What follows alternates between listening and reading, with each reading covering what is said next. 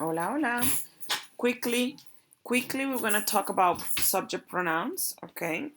And before we even do it in Spanish, we gotta know them in English, right? So these are our subject pronouns: I, you, he, she, you, we, y'all, they. And it's actually not y'all; it's just you plural. But I like to say y'all just so that you guys can remember.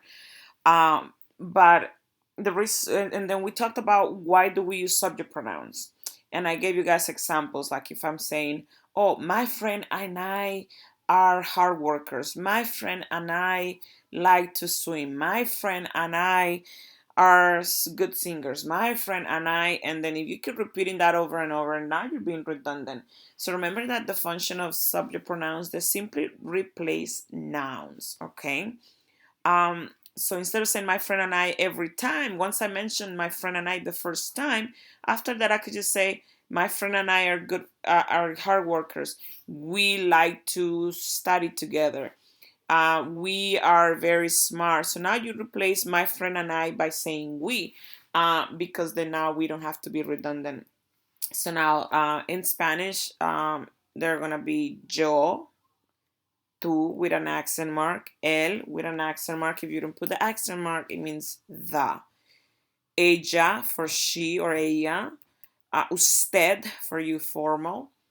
Nosotros if it's saying we for a group of boys. Nosotras if it's we for a group of girls. But if it's a mixed group of girls and boys, then we would simply default to the masculine nosotros. I put an at because it's an A and an O, right? So you pick the one that matches. If you want to say y'all in Spain, we will say vosotros or vosotras if it's y'all girls or y'all boys.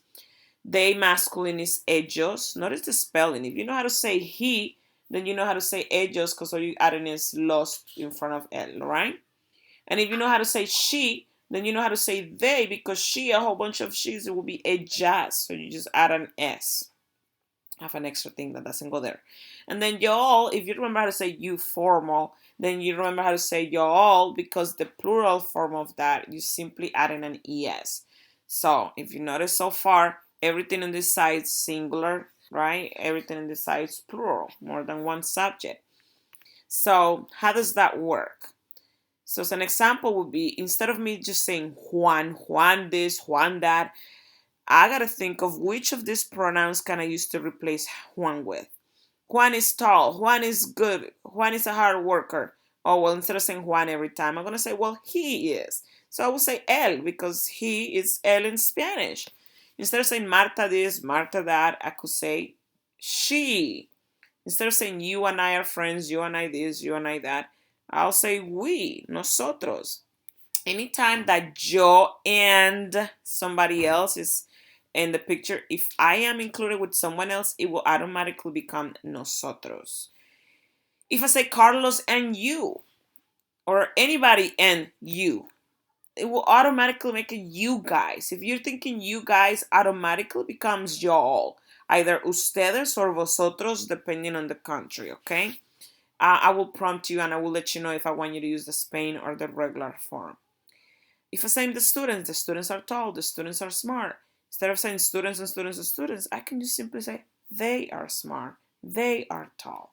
All right, and that's how pronouns work. If you wanna replace them, and that's it. If you have any questions, let me know. And therefore, this is what you're gonna use to do your classwork that you missed. Adios.